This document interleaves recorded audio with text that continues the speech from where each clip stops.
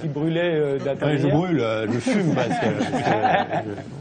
Alors d'abord, j'avais envie de commencer par cette émission par une chanson, puisqu'elle va se clore par une chanson avec Guy Béard. Non, il viendra pas chanter, oui, il va bien parler. Alors je chante assez mal, mais c'est assez court. C'est « J'ai du bon tabac dans ma tabatière, ouais. J'ai du bon tabac, tu n'en auras pas. » Et blanc pour ton fichu nez, ça finit. Alors je lui ai demandé à madame si, au nom, ça c'est une incitation terrible pour les enfants. Est-ce que vous pensez, parce que non seulement on vante le tabac, mais en plus on fait preuve d'aucune solidarité, parce qu'on le garde pour soi. Donc est-ce que vous pensez que les bébés qui écoutent cette chanson vont se ruer vers la cigarette? Est-ce que vous pensez, ce qui serait complètement cohérent avec votre discours d'ailleurs, qu'il faut interdire cette chanson dans les écoles? Et est-ce que vous vous rendez compte que vous êtes, disons, à l'extrême ligne de ce que Tocqueville avait prévu il y a 2 siècles, quand il regardait les États-Unis d'Amérique, et qu'il disait « Attention, nous venons de sortir d'une forme de totalitarisme, mais il existe un totalitarisme démocratique. Ce pouvoir tutélaire, immense, puissant, doux, régulier, minutieux, qui vous transforme en enfant et qui vous dit quoi faire. Moi, je pense que le jour où vous commencez à dire, l'État va vous dire que vous devez faire ceci, que la cigarette c'est bon pas, qu'il faut un bon modèle.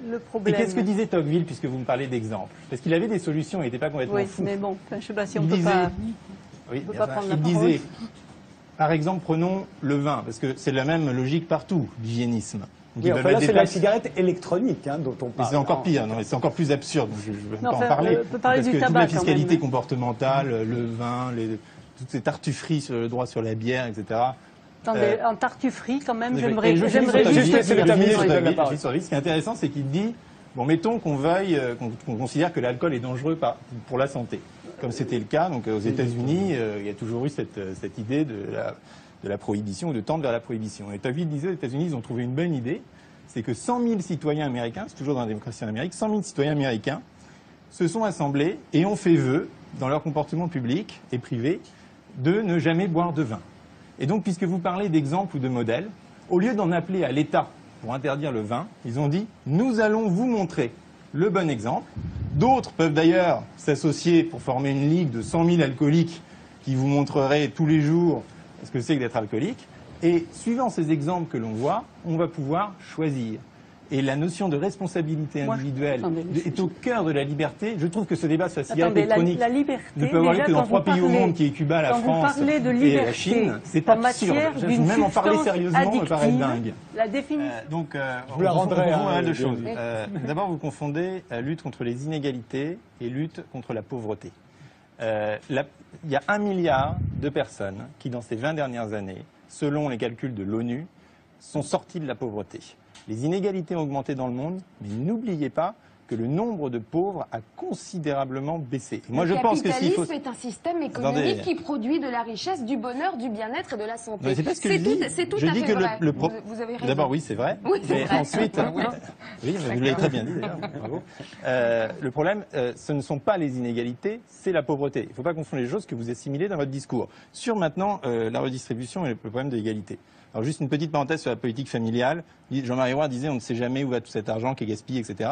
Moi je suis étonné qu'on ne s'interroge pas sur la nécessité d'avoir une politique familiale. Parce que c'est ces histoires que le taux de fertilité français est haut parce que les gens touchent plein d'allocations quand ils ont des enfants, est contestable. Je ne dis pas qu'elle est fausse, mais elle est contestable. Aux États-Unis, ils ont un taux de fécondité qui est quasiment semblable à la France, dans un pays qui a des conditions structurelles relativement semblables. Donc ce serait 2 enfants par femme. 0 allocation familiale. En revanche, qu'il y a un système de crèche et d'école gratuite, ça c'est important, et qu'il y a des allocations familiales, on n'a jamais prouvé qu'il y a une causalité directe. Donc si ça se trouve, ces 3,2% du PIB qu'on dépense sur les allocations familiales ne servent à rien et on ne le sait pas. Est-ce que vous voulez que les familles avec enfants vivent dans la pauvreté? Non, alors en revanche, si effectivement, il y a une différence entre encourager les gens à avoir des enfants par une politique familiale qui n'a jamais prouvé son effet, et dire qu'il faut que l'État intervienne pour que les gens qui ne pourraient pas avoir d'enfants avec leurs revenus actuels puissent néanmoins en avoir et donc cibler uniquement les ménages. Et puis il y a aussi la troisième raison, qui serait de ne pas pénaliser ceux qui ont des enfants par rapport à ceux qui n'en ont pas. Exactement. Je vois pas pourquoi un célibataire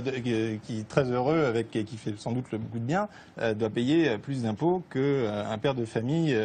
Vous avez tort de ne pas voir. Qui est-ce qui va payer ses retraites? Et je finis sur une histoire d'égalité. En fait, tout ce débat, et là peut-être que Cynthia, pour une fois, me rejoindra, parce que je fais l'antithèse et la thèse. Tout le débat que nous avons là, en fait, reflète deux conceptions différentes de l'égalité qui sont arrivées à la Révolution française. La Constitution de 1791, qui s'appuie sur les excellents principes de 1789, pose l'égalité comme l'égalité devant la loi.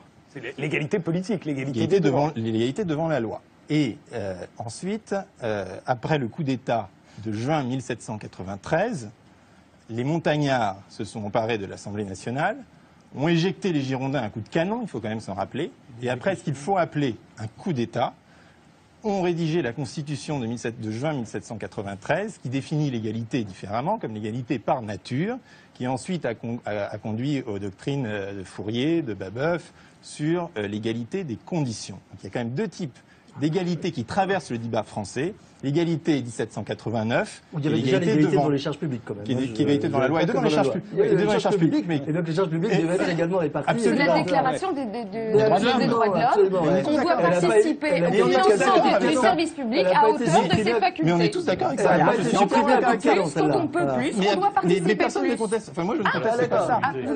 Mais non, je ne conteste pas ça. Je conteste que la deuxième strate d'égalité 1793, ces deux conceptions traversent ensuite le débat français jusqu'à nos jours, qui dit qu'il faut viser l'égalité des conditions. L'égalité économique, c'est ça que vous reprochez. Et en fait, on pense que les deux peuvent être compatibles, mais pas du tout. Les deux se détruisent l'une l'autre, parce que quand vous voulez viser l'égalité des conditions, vous détruisez l'état de droit par la coercition pour imposer l'applanissement. Quel rapport avec les allocations familiales? Vous ne justifiez pas là. De l'égalité aussi. Le principe des allocations familiales, c'est de dire que les enfants qui sont coupables de rien, qui n'ont aucun mérite, ont le droit à avoir un niveau de vie satisfaisant, quelle que soit la famille dont ils sont nés, et que pour avoir ce niveau de vie satisfaisant, il faut un niveau élevé d'allocation familiale, il faut aider les familles les plus pauvres, et il faut tenir compte de la charge d'enfants quand on calcule l'impôt sur le revenu. Cynthia Fleury,